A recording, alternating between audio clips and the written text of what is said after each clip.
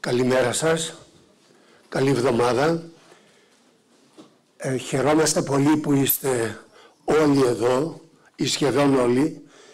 Κυρία Υπουργέ, κύριε Δασκαλόπουλε, αγαπητή κυρία Κουντούρη, σας καλωσορίζουμε στο Μουσείο της Ακρόπολης, σε αυτή τη μοναδική έκθεση που πραγματικά έχει μέσα της όλη την απώλεια και το τραύμα πολιτιστικών, θα έλεγα, αγαθών, όχι μόνο στη χώρα μας, αλλά και παγκοσμίως. Δεν θέλω να πάρω το λόγο από τώρα. Θα παρακαλέσω τη συντονίστρια, την κυρία Ελίνα Κουντούρη του Νέων, να πάρει το λόγο και να απευθυνθεί στο κοινό, το οποίο θα σας εξηγήσει και όλους τους προγραμματισμούς που έχουμε για αυτή την πραγματικά μεγαλειώδη έκθεση και προσπάθεια. Σας ευχαριστώ πολύ. Ευχαριστώ, κύριε Σταμπολίδη. Ακούγομαι εντάξει Ναι. Αγαπητή κυρία Υπουργέ, αγαπητοί φίλοι, dear Michael, καλώς ήρθατε σήμερα σε μια μέρα που είναι πολύ σημαντική για εμάς. Θα ήθελα να πω ότι η επιλογή του Μάικλ Ράκοβιτς δεν είναι τυχαία. Το έργο του Ράκοβιτς είναι βαθιά πολιτικό, καθώς θίγει την απώλεια και την αποκατάσταση αρχαιοτήτων και τη διαμόρφωση νέων πολιτιστικών ταυτοτήτων. Ο ίδιος αναδεικνύει το στοιχείο που απουσιάζει, την εξαφάνιση των αντικειμένων, την απώλεια του αρχαίου ανάγλυφου και την καταστροφή της πολιτιστικής συνέχειας και ενότητας, καθώς και την απελπισία, τον πόνο και την απογοήτευση των ανθρώπων που έζησαν δίπλα σε αυτά. Έννοιες που έχουν καθορίσει και τη δική μας συλλογική μνήμη και συμπεριφορά. Το ίδιο το Μουσείο της Ακρόπολης προβάλλει αυτό το τραύμα του εκτοπισμού. Η ιστορία της δημιουργίας του και της αρχιτεκτονικής του αναγνωρίζει την ίδια την απουσία των γλυπτών του Παρθενώνα. Η συνεργασία του Υπουργείου Πολιτισμού, του Μουσείου Ακρόπολης, της Εφορίας Αρχαιοτήτων Αθηνών και του Οργανισμού Νέων αποτελεί μια σε βάθος συνομιλία μεταξύ σύγχρονων έργων και αρχαίων πολιτισμών και αναδεικνύει αυτά τα διαχρονικά θέματα πολιτιστικής κληρονομιάς, απώλειας και αποκατάστασης, επιβίωσης και δημιουργίας πολιτισμού. Πρόκειται για μια τριλογία εκθέσεων που θα αναπτυχθεί το 2025 και το 2026. Η τριλογία αυτή ξεκινά σήμερα από το Μουσείο της Ακρόπολης, συνεχίζει στον εξωτερικό περιβάλλοντα χώρου του Μουσείου στη δυτική του πλευρά προς την οδό Μητσαίων, για να καταλήξει το 2026 στο Παλαιό Μουσείο της Ακρόπολης. Σε αυτό το σημείο θα ήθελα να καλέσω στο βήμα την Υπουργό Πολιτισμού, κυρία Λίνα Μενδώνη.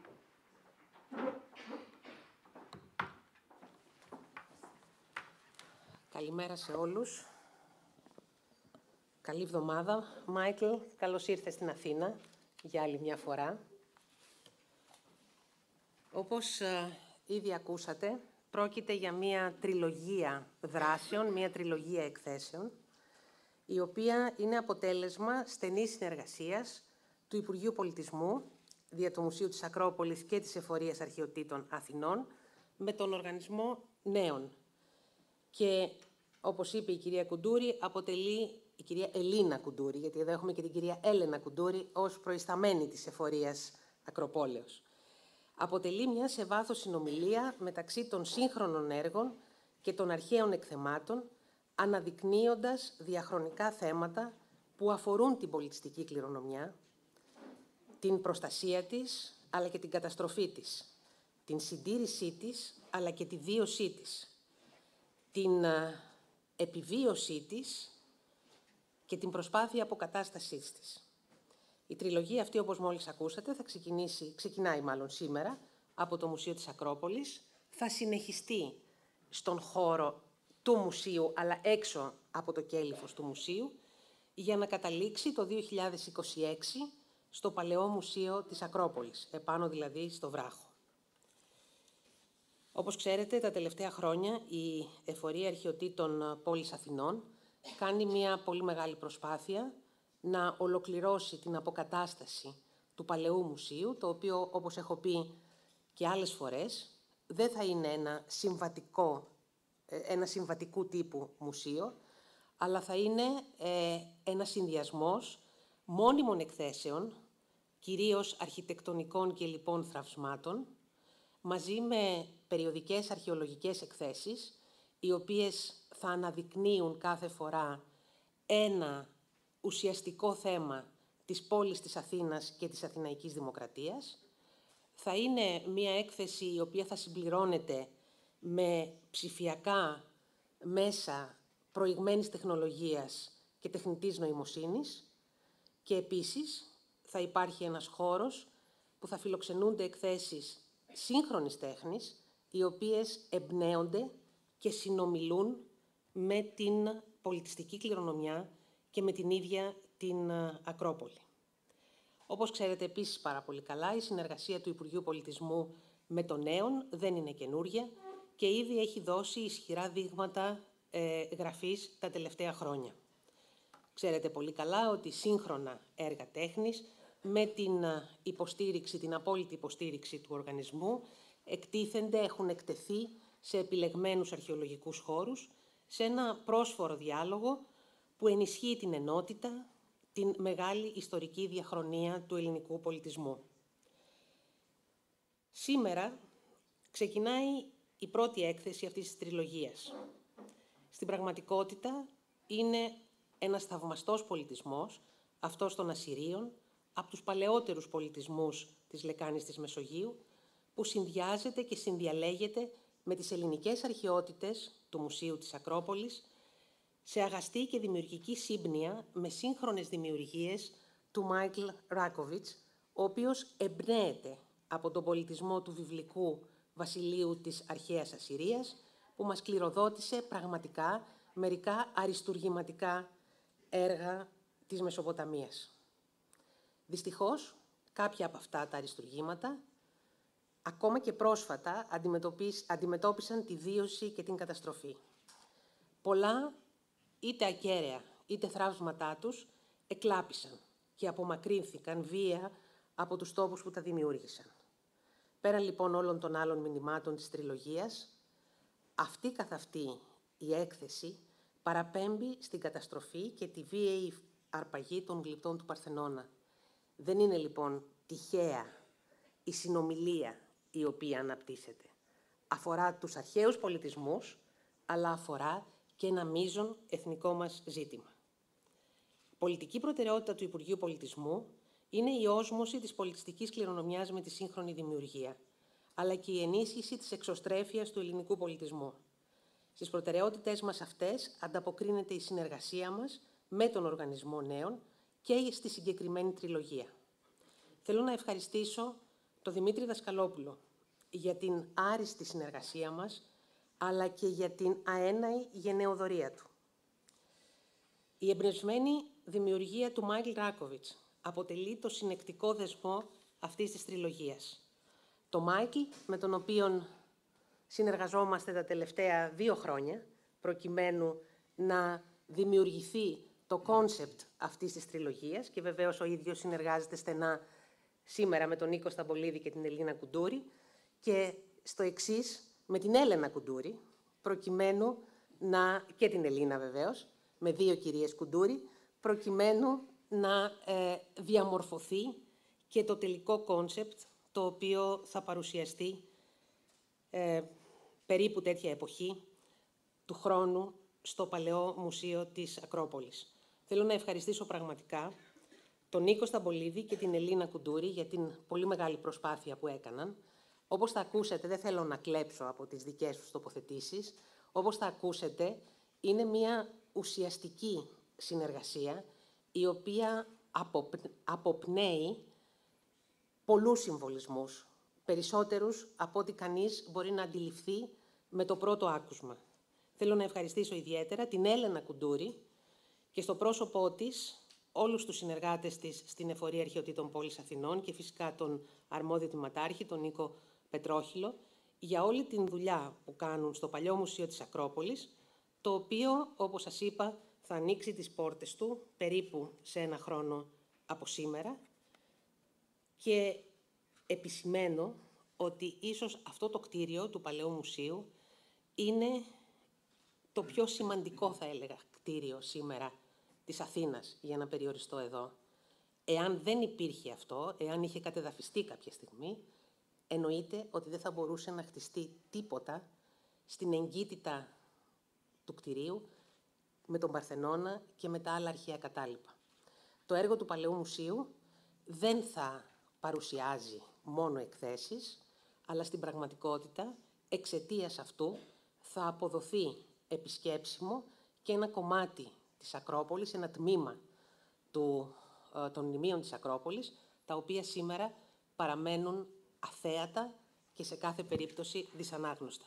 Σας ευχαριστώ πολύ.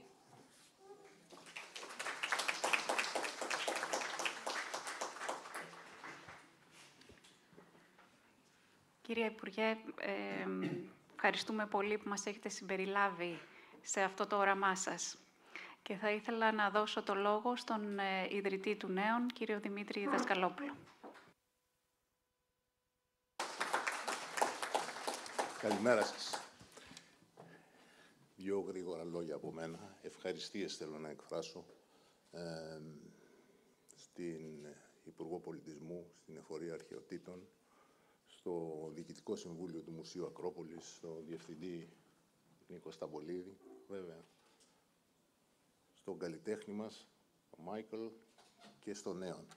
Και να εκφράσω έτσι τη χαρά μου που βλέπω ότι μπορούμε και κάνουμε πράγματα, τολμάμε, παίρνουμε αποφάσεις, παρουσιάζουμε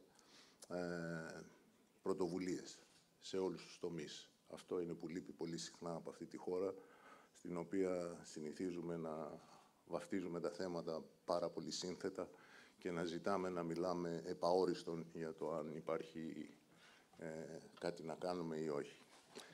Νομίζω αυτή η έκθεση, πέρα από αυτά που είπαμε με τη συνάφειά της που έχει για τα δικά μας θέματα, περπατώντας τη χθες, διαπίστωσα έχει και μια συνάφεια με την εποχή μας ακόμα μεγαλύτερη, που ίσως όταν πρωτοσχεδιάζαμε την έκθεση, το συζητήσαμε με την Ελίνα και τον Μάικλ, δεν το είχαμε φανταστεί πόσο επίκαιρο θα είναι το θέμα της απώλειας, της αποκατάστασης, όχι μόνο πολιτιστικών αγαθών, αλλά στην εποχή που μιλάμε με τους πολέμους και τις πολιτικές αναταραχές, θέματα απώλειας θεσμών, ελευθερίας, αυτών που ξέραμε σαν σίγουρα, και μιλάμε για την αποκατάσταση, μεγάλο ερώτημα, αυτού που είχαμε πριν, ή ενός νέου κόσμου. Γι' αυτό ελπίζω, αυτός είναι και ο σκοπός του Νέων, οι ιδέες της σύγχρονης τέχνης να καλλιεργούν μέσα μας προβληματισμούς, και ελπίζω αυτό να γίνει για τους επισκέπτες αυτής της έκθεσης. Ευχαριστώ, καλή σας μέρα.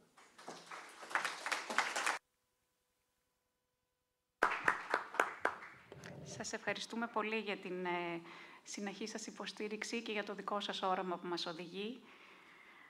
Θα θέλαμε να εκφράσουμε εδώ την ευγνωμοσύνη μας προς το Διοικητικό Συμβούλιο του Μουσείου της Ακρόπολης και το Γενικό του Διευθυντή, καθηγητή κύριο Νικόλα Σταμπολίδη, για το όραμά του να υποστηρίξει αυτό το εγχείρημα και την πίστη του στην ικανότητα της σύγχρονης τέχνης να αποτελεί ένα ισχυρό και αποτελεσματικό όχημα στοχασμού πάνω σε αρχαίους πολιτισμούς και εν τέλει σε πολιτισμικές αλήθειες. Και θα μας μιλήσει για αυτές τις πολλαπλές αλήθειες που έχει γράψει.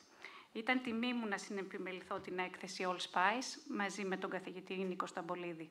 Θεωρώ πολύτιμες τις συνομιλίες μας, τις διαλεκτικές μας αναζητήσεις, τα ταξίδια που έχουμε κάνει, από την αρχική σύλληψη μέχρι να βρεθούμε εδώ μαζί αυτή την ημέρα. Ο λόγος στον κύριο Σταμπολίδη.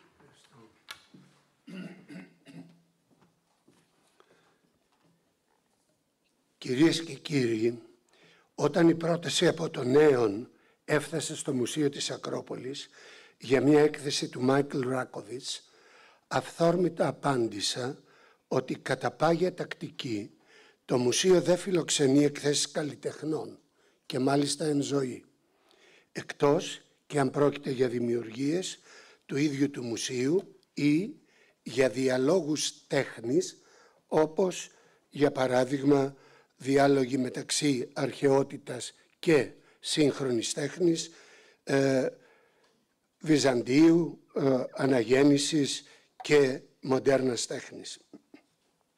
Η επιμονή όμως της Ελλήνας Κουντούρη και του Δημήτρη Δασκαλόπουλου, κυρίως όμως η συνεργασία με το Υπουργείο Πολιτισμού, όπως σας ανέφερε και η κυρία Υπουργός, κατέληξε σε αυτοψία στο Μουσείο των Αρχαίων Πολιτισμών του Πανεπιστημίου του Σικάγο και εκεί τα έργα του Ράκοβιτς συνυπήρχαν με αρχαιότητες, των οποίων η δυναμική του διαλόγου ξεπερνούσε τις όποιες επιφυλάξεις και αντιρρήσεις για μια μεμονωμένη παρουσίαση έργου καλλιτέχνη. Μάλιστα, αρχαιότητες από τη Μεσοποταμία αποτέλεσαν και αποτελούν αναπόσπαστο μέρος της προσωπικής έρευνας και του έργου του Μάικλ Ράκοβιτς. Με αυτούς τους όρους εξάλλου εισήχθη η πρόταση και εγκρίθηκε, όπως ακούσατε, από το Διοικητικό Συμβούλιο και στη συνέχεια από το Κεντρικό Αρχαιολογικό Συμβούλιο του Υπουργείου Πολιτισμού. Στην αίθουσα των περιοδικών εκθέσεων που θα δείτε δίπλα του Μουσείου Ακρόπολης, με εμφανές το κενό που υπάρχει ανάμεσα στα γλυπτά του Παρθενώνα στον τρίτο όροφο, ξεδιπλώνεται αυτή η έκθεση που μιλά για ένα συνεχιζόμενο και συνεχόμενο τραύμα. Ένα τραύμα των πολιτισμών με αρπαγές, λαιλασίες, βιώσεις και συναλλαγές.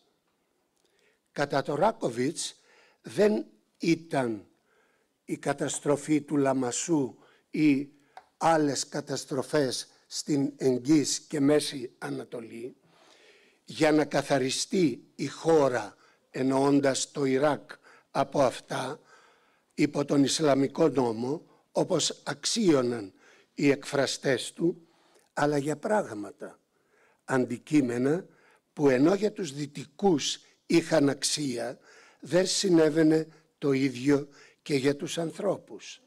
Με άλλα λόγια, το αρχαίο αντικείμενο μπορούσε να σωθεί σύμφωνα με τον κώδικα των δυτικών αξιών, αλλά όχι και οι άνθρωποι. Αυτό λέει ο Ράκοβιτς. Και ότι οι εξαγωγές από το Ιράκ, είτε πρόκειται για αρχαία αντικείμενα, είτε για πετρέλαιο, είναι ίδια.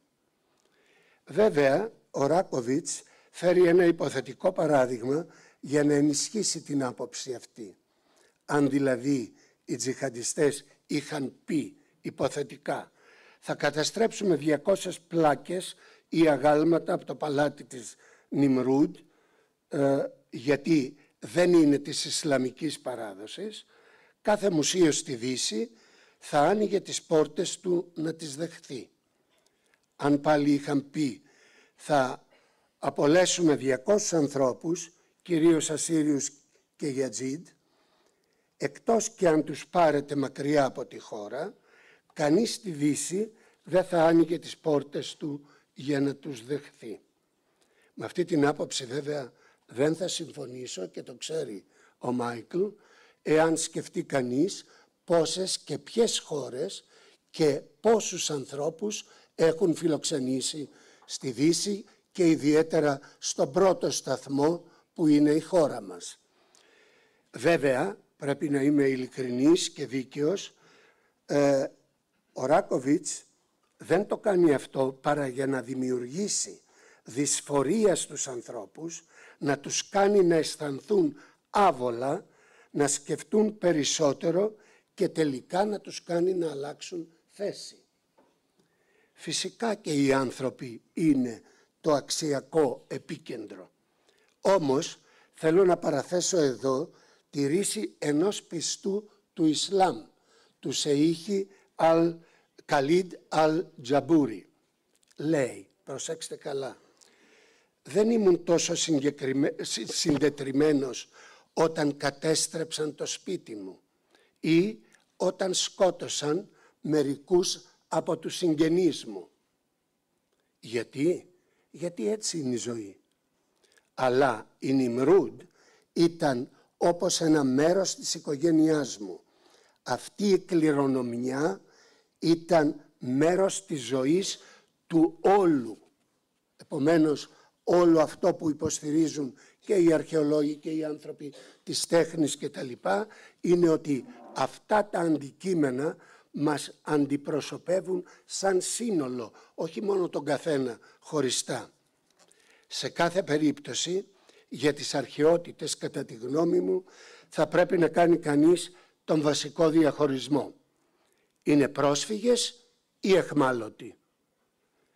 Αν εκπατρίστηκαν από τον τόπο τους για λόγους σωτηρίας, θα μπορούσε να τις θεωρήσει κάποιος ως πρόσφυγες, που σε οποιαδήποτε στιγμή που οι συνθήκες θα το επέτρεπαν, θα μπορούσαν και θα έπρεπε να επιστρέψουν στις κοιτίδες τους. Αυτός ο εκπατρισμός όμως δεν θα πρέπει σε καμία περίπτωση να συνδέεται με κλοπή, αρπαγή ή εμπόριο. Αν πάλι εκπατρίστηκαν βιαίως από κλοπή, αρπαγή, συναλλαγή, δωροδοκία, για λόγους παράνομης ιδιοκτησίας, πλουτισμού κλπ., τότε οι εχμάλωτες αρχαιότητες θα πρέπει να αποδοθούν άμεσα εκεί που ανήκουν. Σχετικά με τις Ιρακινές αρχαιότητες που επανεμφανίζονται, η λέξη σε εισαγωγικά, στην έκθεση μέσα στα έργα του Ράκοβιτς, αν δηλαδή πρόκειται για πρόσφυγες ή μετανάστες, ο Ράκοβιτς τα συνδέει με την υλικότητά τους. Εφημερίδες στην αραβική γλώσσα, τυπωμένες όμως στις Ηνωμένες Πολιτείες, ετικέτες από προϊόντα και φαγητά της Μέσης Ανατολής, που οι μυρωδιές και οι γεύσεις τους αποτυπώνονται μέσα μας από την αιωνική μας ηλικία. Επομένως, το ίδιο και η επαφή με το πολιτιστικό απόθεμα σε αρχαιολογικούς χώρους και σε μουσεία. Άλλωστε, κατά τη γνώμη μου, πατρίδα μας είναι η παιδική μας ηλικία, τα νεανικά μας χρόνια, οι πρώτες μας επαφές στον κόσμο, οι πρώτες μυρωδιές, οι πρώτες εμπειρίες μας, εκεί που λαμβάνει κανείς τα πρώτα ερεθίσματα των χώρων, του περιβάλλοντος και των ανθρώπων. Καθώς σε κάθε μουσείο υπάρχει ή θα πρέπει να υπάρχει ένας συντηρητής, η συντήρηση των ζητημάτων αποκατάστασης της δικαιοσύνης είναι επίσης μια διαδικασία συνεχιζόμενη έως το ουσιαστικό αποτέλεσμα. Έως ότου αυτή η αποκαταστατική δικαιοσύνη, restorative justice, υπάρξει, τα έργα του Ράκοβιτς, είτε αυτά που είναι ολόκληρα, είτε αποτελούνται από τμήματα διαμελισμένων αγαλμάτων, είτε αυτά ήταν εκθέματα σε μουσεία ή αναπόσπαστα μέρη συνόλων, όπως οι πλάκες του παλατιού του Ασουρνασιμπάλ στην Ουνεβή, δεν είναι παρά επανεμφανίσεις πρωτοτύπων έργων, ουσιαστικά σκιές και φαντάσματα, με άρωμα όμως μνήμης και ανθρωπιάς, που λειτουργούν και ως υπόμνηση της απώλειας χιλιάδων αντικειμένων, ευαισθητοποιώντας συνειδήσεις έως την επιδιωκόμενη αποκατάσταση της δικαιοσύνης. Για να το πω με τα λόγια του προφήτη Ισαΐα, δικαιοσύνην μάθετε εις τον αιώνα οι ενοικούντες επί της γης. Με ενίκιο είμαστε εδώ. Θα ήθελα λοιπόν να σας πω γιατί αγάπησα το έργο του Ράκοβιτς. Βλέπετε εδώ ένα έργο του Ελίζμ, είναι ένα κίνημα του τέλους του 20ου και των αρχών του 21ου αιώνα, ένα έργο του Ελ Ανατσούι του 2006 στο Μουσείο, γελάει ο Μάικλ, του Yale. Όπως βλέπετε, υπάρχει μια παραλληλία. Υπάρχουν αντικείμενα που τα πετάμε από εδώ και από εκεί και όπου για περιβαλλοντικούς λόγους ο Έλενα Τσούι τα χρησιμοποιεί στα έργα του. Όμως ο Ανατσούι, τον οποίο θαυμάζει ο Ράκοβιτς, είναι περιβαλλοντιστής. Αντίθετα, ο Ράκοβιτς είναι ενιολογιστής, αν μου επιτραπεί η έκφραση. Κάνει conceptual art, κάνει δηλαδή ουσιαστικά ενιολογική τέχνη και τη συνδέει με όλα τα πολιτιστικά αντικείμενα και τις απώλειες του Ιράκ, όπως βλέπουμε εδώ, της Μεσοποταμίας αν θέλετε, όχι μόνο των Σουμερίων αλλά και των Ασσυρίων, όπως είπε η Υπουργός Πολιτισμού. Αυτά όλα τα κομμάτια που βλέπετε εδώ δεν ανήκουν μόνο στη Μεσοποταμία, ανήκουν και στην Ανατολική Μεσόγειο. Για παράδειγμα, βλέπετε εδώ ότι το μυθικό όν αυτό, το δαιμονικό όν που είναι τα Απκάλου ή Απκαλού, υπάρχει ακόμη και σε τύμπανα από την αρχαϊκή Κρήτη. Υπάρχει δηλαδή αυτή η έννοια, το βλέπετε εδώ, ήδη από το 800 π.Χ. Στους πολιτισμούς τους δικούς μας. Είναι αυτοί οι φθερωτοί δαίμονες, άγγελοι ή όπως αλλιώς μπορεί να τους ονομάσει αργότερα η μετάπλαση των ιδεών στις θρησκείες. Και θα καταλήξω με πράγματα που δεν τα βλέπει κανείς, αλλά σε αυτή την έκθεση μπορεί και να τα διαβάσει στον κατάλογο στα ελληνικά και στα αγγλικά. Αυτή η φούστα που βλέπετε εδώ και το ανάλογο του έργου του 2600 από την Μεσοποταμία, του έργου του Ράκοβιτς, δεν είναι τίποτε άλλο από αυτήν εδώ την πολλαπλή βαθμιδωτή φούστα, ένα μαλωτό ένδυμα, το οποίο σας πληροφορώ ονομαζόταν στα περσικά γκανάοκα, δηλαδή θυσανωτό θα έλεγα ένδυμα, το οποίο αναφέρεται και στους φύκες του Αριστοφάνη. Σας ευχαριστώ πολύ.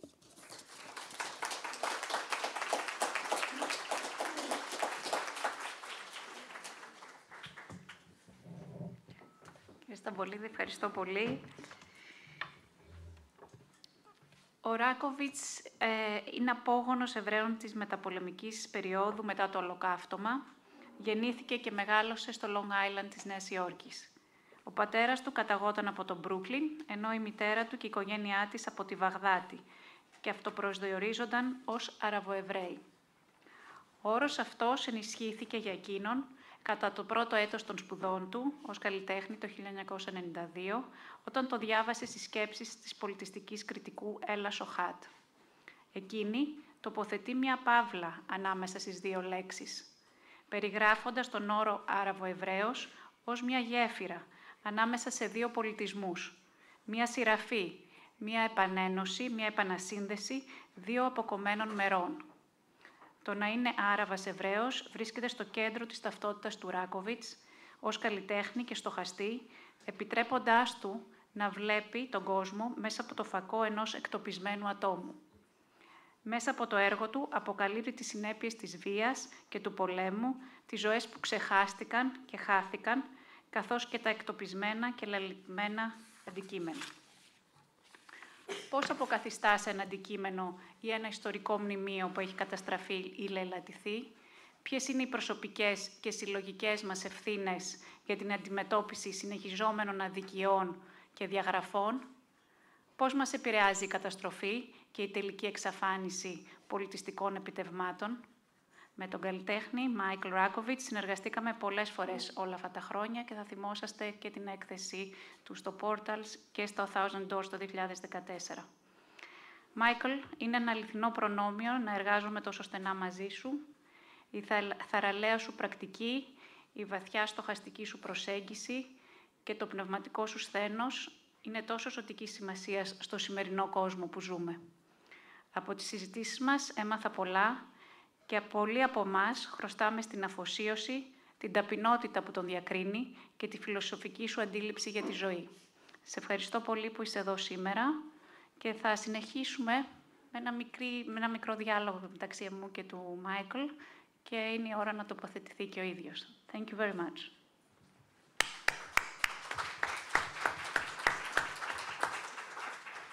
You can speak in English now, so we can...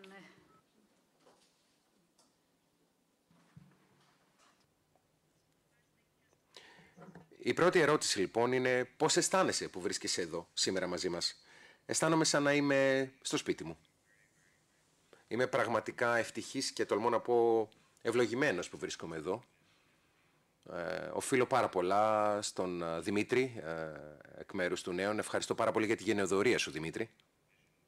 Και για το όραμα που είχες αρχικά ο ίδιος στο μυαλό σου. Και φυσικά να ευχαριστήσω και τον Δόκτωρα Νικόλο Σταμπολίδη. Είμαι πραγματικά... αισθάνομαι δέος με όλα αυτά που άκουσα και το γεγονός ότι μπορέσαμε να πραγματώσουμε αυτή την έκθεση εδώ στο Μουσείο της Ακρόπολης και θα ήθελα ταυτοχρόνως να ευχαριστήσω και την Υπουργό Πολιτισμού, να ευχαριστήσω και την Εφορία Αρχαιοτήτων. Οφείλω επίσης ένα πολύ μεγάλο ευχαριστώ στο Ινστιτούτο για τη Μελέτη των Αρχαίων Λαών για την συνεργασία τους. Υπάρχουν τόσοι πολλοί άνθρωποι, αλήθεια, που βοήθησαν πάρα πολύ στο να πραγματώσουμε αυτό το έργο, αυτή την έκθεση εδώ, αυτή την τριλογία, η οποία σίγουρα ξεπερνάει τόσο εμένα όσο και τον ίδιο το στούντιο μου. Σε κάθε περίπτωση, ξέρω, όπως είπατε και εσείς, ότι το Μουσείο της Ακρόπολης δεν λειτουργεί αυτόν τον τρόπο, αλλά ελπίζω μια μέρα να καταφέρουμε να μπούμε ακόμα πιο μέσα στο Μουσείο της Ακρόπολης, μέσω τέτοιων συνεργασιών. Τώρα, το γεγονός ότι βρίσκομαι σήμερα εδώ μαζί σας, είναι πολύ δύσκολο να το εκφράσω με λόγια. Ειλικρινώς, όπως είπα και προηγουμένως, κάθε φορά αισθάνομαι σαν να γυρνάω στο σπίτι μου, σαν να γυρνάω στην πατρίδα μου. Ειλικρινώς, δεν μου αρέσει να αφήνω τη σύζυγό μου και τα παιδιά μου όταν ιδιαίτερως ταξιδεύω, αλλά σε ό,τι έχει να κάνει με την Ελλάδα, πάντοτε το κάνω με χαρά, με αδειμονία και είναι πραγματικά ευτυχία να βρίσκομαι εδώ. Βλέποντας τα έργα μου εδώ στο Μουσείο της Ακροπόλεως, δεν θα μπορούσα να φανταστώ ένα καλύτερο συγκείμενο για να παρουσιάσω τα έργα μου. Είναι ένα μοναδικό μουσείο, ένα μουσείο που από τις απαρχές του στηρίζεται στην επανένωση των μαρμάρων του Παρθενώνα.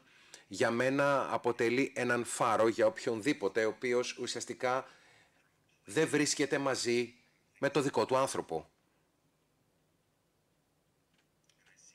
Και ειλικρινώς στέκομαι αλληλέγγυος με οποιονδήποτε άλλον ο οποίος εδώ και πολλά χρόνια εργάζεται για αυτήν την επανένωση των μαρμάρων. Μιλάω για κάθε τέτοιου είδους πρωτοβουλίες που λαμβάνονται και σε άλλες χώρες, στην Αφρική, στη Νότια Αμερική, παντού όπου ζητείται η αποκατάσταση και επιστροφή αρχαιοτήτων. Τα μάρμαρα δημιουργήθηκαν από ένα τόσο σκληρό υλικό. Ένα υλικό το οποίο πραγματικά είναι τόσο σημαντικό. Και εγώ έχω εκπαιδευτεί ως γλύπτης και αντιλαμβάνομαι πάρα πολύ τη σημασία και τη δυσκολία το να αφήνει κανείς το αποτύπωμά του πάνω σε ένα γλυπτό, πάνω σε ένα μάρμαρο. Όταν λοιπόν ήρθα εδώ και την πρώτη φορά το 2022 θυμάμαι ήτανε,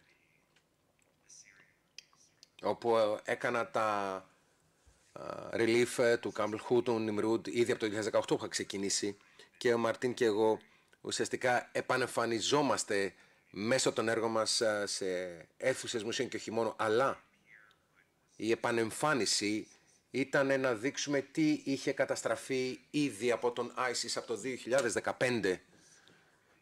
Και βέβαια μιλάμε για αυτά τα τόσα σημαντικά έργα, αυτά τα 400, 500, 600 ανάγλυφα τα οποία είχαν χαθεί. Και το έργο λοιπόν ήθελε τότε να βάλει τον θεατή στη θέση ενός Ασσύριου, ενός Ιουζίδη, ενός οποιοδήποτε ανθρώπου που βρισκόταν στο παλάτι μία μέρα πριν καταστραφούν όλα αυτά τα έργα, έτσι ώστε να μπορέσει να καταλάβει το κενό που υπάρχει πλέον, να καταλάβει την απώλεια για τους ανθρώπους Μεσοποταμίας, το οποίο αποτέλεσε φυσικά το τέλος αυτών των έργων, τα οποία, όπως είπαμε, καταστράφουν τους ανθρώπους. Οπότε θα πω και στα ελληνικά ευχαριστώ. Είναι ευτυχία για μένα ξανά να βρίσκομαι εδώ ανάμεσά σας και είμαι πραγματικά ευγνώμων προς τον νέον, προς ανθρώπους του Μουσείου της Ακρόπολης, τους ανθρώπους του Υπουργείου Πολιτισμού. Ξανά θα πω ένα πολύ πολύ μεγάλο και ζεστό ευχαριστώ.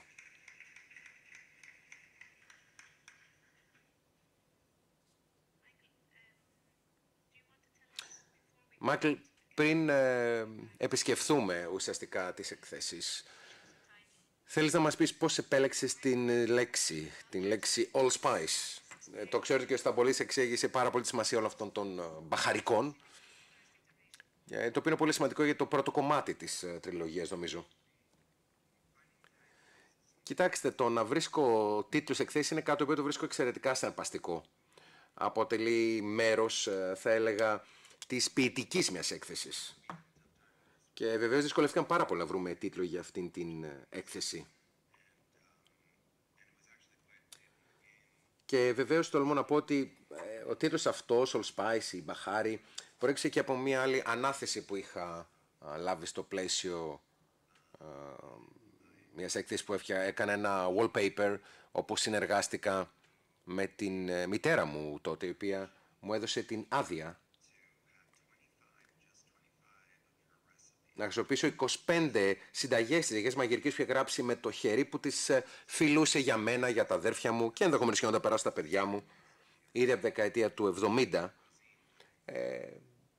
Κουζίνες, πιάτα του αραβικού αλλά και του εβραϊκού πολιτισμού ταυτόχρονα.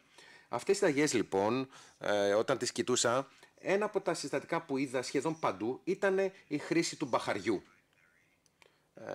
Το οποίο ουσιαστικά όταν το τρίβεις, όταν το λιώνεις, έρχονται πολλά διαφορετικά αρώματα.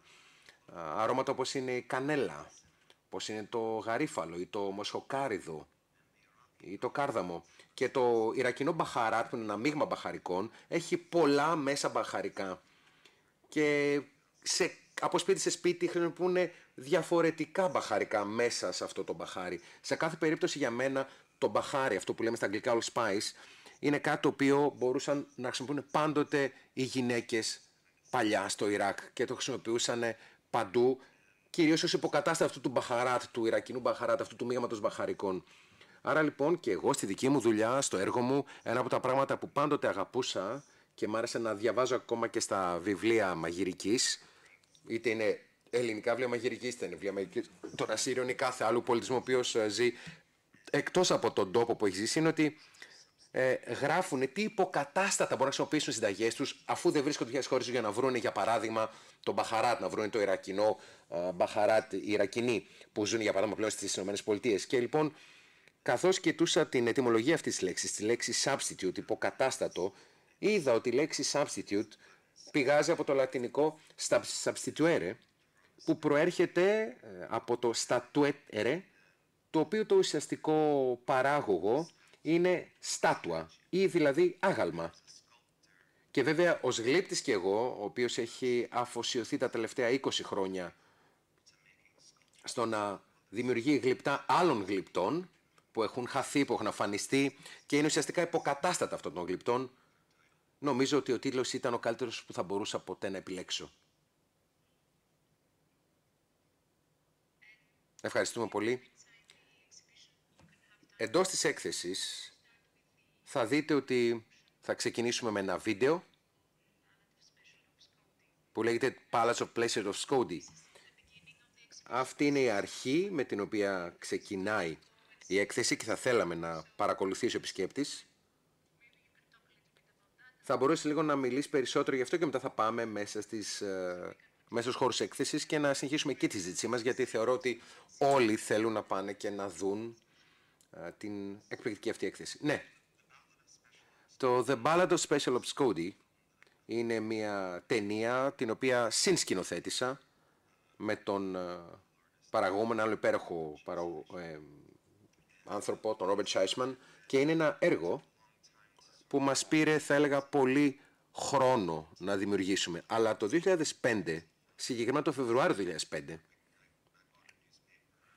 θυμάμαι ότι πήρα μια εφημερίδα και στο πρωτοσέλιδο της εφημερίδας εμφανιζόταν μία εικόνα, μία φωτογραφία ενός Αμερικανού στρατιώτη, ο οποίος κρατείτο με ένα όπλο κατάματα, και ήταν η φωτογραφία από τους Μουτζαχιντίν, οι οποίοι είχαν υφαρπάξει έναν στρατιώτη και τον αποκαλούσαν τον στρατιώτη Τζον Άνταμ, και ουσιαστικά είχαν πει ότι θα του έκοβαν το κεφάλι εντός 24 ωρών, καθώς ο πρόεδρος του Ιράκ βρισκόταν φυλακισμένος και υπήρχαν άνθρωποι στις φυλακές του Ιράκ και του Κουβέιτ οι οποίοι ήταν έγκλειστοι και θέλαν να γίνει αυτή η ανταλλαγή εντός εισαγωγικών, και ουσιαστικά ο Ισλαμικός στρατός προσπαθούσε με κάθε τρόπο να βρει ποιος ήταν αυτός ο Τζον Άνταμ, ποιος ήταν αυτός ο στρατιώτης. Για να τους καταλαβαίνετε, το όνομα ήταν τυχαίο, ήταν ψεύτικο. Δεν μπορούσαν να βρουν ποιος ήταν, και ήταν τελικά η φωτογραφία όχι ενός πραγματικού στρατιώτη, αλλά ήταν μιας κούκλας. Μια κούκλα η οποία μπορούσε κανείς να τα αγοράσει παντού, ακόμα και σε ένα αμερικανικό στρατόπεδο. Ήταν κούκλες που τις αγόρας και τις έστελνες πίσω στα παιδιά σου και ουσιαστικά ήταν ένα υποκατάστατο σου του εαυτού. Σαν ένα γλυπτό, σαν ένα μνημείο. Και ήταν τρομερό που αντιλήφθηκα πόσο πολύ οι επιχειρήσεις στο Ιράκ για 24 ώρες επηρεάστηκαν τόσο πολύ από αυτή την κούκλα Αμερικανού φαντάρου που υποτίθεται χρησιμοποιούσε ο επαναστατικός στρατός του Ιράκ, θέλοντας να ζητήσουν κάτι ως αντάλλαγμα. Και άρχισα λοιπόν να σκέφτομαι τότε τι θα μπορούσε να έχει συμβεί με ένα τέτοιο γλυπτό της αρχαίας εποχής, πώς θα μπορούσε να συνομιλήσει με ένα σύγχρονο γλυπτό. Άρχισα λοιπόν να σκέφτομαι πώς αυτό το γλυπτό μπορεί να δημιουργήσει έναν διάλογο και να συνομιλήσει με ένα αρχαίο γλυπτό. Και βέβαια το Ινστιτούτο στο Πανεπιστήμιο του Σικάγου για τη μελέτη των αρχαίων πολιτισμών και λαών άρχισε να μιλάει και να δημιουργεί μια τέτοια συζήτηση γύρω από το τι συμβαίνει με αυτά τα γλυπτά. Θυμάμαι λοιπόν ότι όταν μίλησα με ανθρώπους τότε και τους είπα ότι κάτι συνέβη τότε εκείνες τις μέρες και ότι θα έπρεπε να γίνω η φωνή του ανθρώπου αυτού, του φαντάρου των ειδικών αποστολών, που αναφέρουμε και στην ταινία, και ουσιαστικά θέλαμε να ξεκινήσουμε αυτόν τον διάλογο, να εκπαιδεύσουμε τους ανθρώπους στο τι ακριβώς είχε συμβεί. Τώρα θα πω παραπάνω πράγματα, θέλω να δείτε εσείς ίδιοι το βίντεο. Σε κάθε περίπτωση, θέλω να πω ότι έδειξα κάποιες διαφάνειες από πώς θα μπορούσε να μοιάζει αυτή η κούκλα εντός του Ινστιτούτου, και επί της ουσίας έβαλα ένα μικρόφωνο μπροστά της και ουσιαστικά κατέγραψε όλα σε μία σκηνή με ένα πολύ όμορφο και γρήγορο τρόπο. Ο λόγος για τον οποίο σε ρωτώ για αυτό το συγκεκριμένο βίντεο που είναι στην αρχή της εκθεσής μας εδώ, που είναι ένας διάλογος ο οποίος συνεχίζεται εντός αυτού του βίντεο, θα ήθελα να πω ότι ουσιαστικά όλα αυτά τα θραύσματα έχουν πράγματα να αφηγηθούν. Και θα ήθελα να πω ότι θα ήθελα να ακούσουμε και από εσένα ποια είναι η θέση, αν και τη γνωρίζω, όσον αφορά την επιστροφή των γλυπτών του Παρθενώνα. Ποια είναι η θέση σου σε σχέση με την παρουσία σου σήμερα εδώ. Ξέρω πώς αισθάνεσαι σίγουρα και ξέρω πώς η δουλειά σου ουσιαστικά έχει αφοσιωθεί σε αυτήν την επιστροφή των κοιμηλίων, των γλυπτών, και πώς αισθάνεσαι για την δική μας προσπάθεια επιστροφής των θραυσμάτων και φυσικά όλων των μνημείων του Παρθενώνα. Φυσικά πρέπει να επιστραφούν. Δεν είναι κάτι το περιπλοκό γύρω από αυτό. Πρέπει οπωσδήποτε να επιστραφούν στον τόπο τους εδώ στην Ελλάδα, στον Παρθενώνα. Αυτό νομίζω είναι κάτι το οποίο είναι και ένα δικό σου προσωπικό εγχείρημα. Ναι. Έχω ένα τέτοιο εγχείρημα το οποίο ουσιαστικά σχετίζεται με την προσπάθεια επανένωσης ορισμένων γλυπτών, και ξέρω κάποιες επανώσεις αρχαίων γλυπτών, αρχαίων μνημείων είναι δύσκολα, συγκεκριμένοι δεν είναι δύσκολο να συμβεί και θα πρέπει να συμβεί, θα πρέπει να λάβει χώρα. Σχόλια εκτός μικροφώνου δεν μπορούν να διερμηνευθούν.